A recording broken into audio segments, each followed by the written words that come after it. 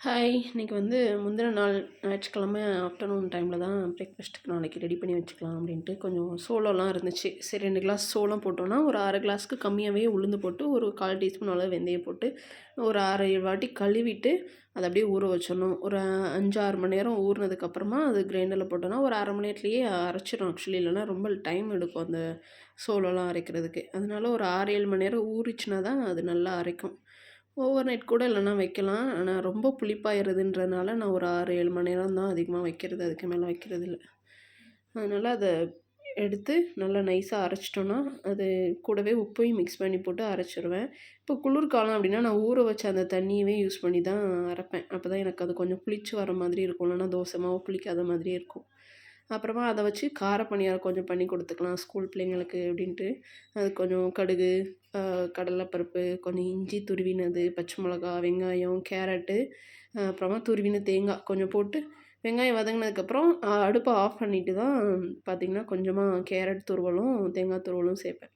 வெங்காயம், பச்சை மிளகாலாம் வதங்கினதுக்கப்புறமா. அப்புறம் கொஞ்சம் உப்பு, பெருங்காயம் இந்த மாதிரி இதெல்லாம் சேர்த்து மிக்ஸ் பண்ணி, மாவு உப்பு செக் பண்ணி பார்த்துட்டு, நம்ம அந்த மாவு வச்சுருக்குறோம் இல்லையா, வெங்காயம் இதெல்லாம் வதக்கினது, கேரட் இதெல்லாம் அது கூட போட்டு கொத்தமல்லி கொஞ்சம் தூவிட்டு மிக்ஸ் பண்ணி அப்படியே பனியார சட்டியை காய வச்சு அதில் ஊற்றி எடுத்துட வேண்டியதுதான். நார்மல் தோசை இட்லினா கொஞ்சம் அழுகாமல் எடுத்து பாருங்க. இந்த மாதிரி கொஞ்சம் கலர் வித்தியாசமாக இருக்குதுன்னா கொஞ்சம் அழுக தான் செய்வாங்க. அதனால் வேறு வழி இல்லாமல் இதில் இட்லி ஊற்றுனா சுத்தமாக சாப்பிட மாட்டாங்க அப்படின்றனால இந்த மாதிரி மிக்ஸ் பண்ணி கொடுத்துட்டோன்னா கொஞ்சம் சாப்பிட்றதுக்கும் ஈஸியாக இருக்கும். அது ஸ்கூலுக்கு போய்ட்டோன்னா சாப்பிட்டு தான் ஆகணுன்றது வேறு. அதனால் எப்படியாவது இந்த மாதிரி இதெல்லாம் மில்லட் யூஸ்வலி அதனால தான் காலையிலேயே செஞ்சு கொடுத்துட்றது. வீட்டில் இருக்கும்போது டின்னருக்குலாம் பண்ணால் அழுகுவாளுங்க. அதனால் சரின்னு பண்ணி கொடுத்தேன். அப்புறம் தேங்காய் சட்னி தான் அதுக்கு வச்சேன். தேங்காய், பச்சை மிளகா, பூண்டு, பொட்டுக்கடலை போட்டு அரைச்சி தாளித்து கொடுத்து விட்டாச்சு. கொஞ்சம் கட்டியாகவே சட்னிலாம் கொடுக்குறோம். அப்போ தான் கெட்டு போகாது. யூஸ்வலி காலையில் 10 சாப்பிட்டு முடிச்சுருவாங்க. பட் சூடான சாப்பாடு பக்கத்தில் சட்னி வைக்கிறோம் அப்படின்றதுனால தேங்காய் சட்னிலாம் கொஞ்சம் கட்டியாக வச்சோன்னா கொஞ்சம் தாங்கும். தண்ணியாக கொடுத்தோன்னா தாங்காது. அதனால் அந்த மாதிரி கொடுக்குறது.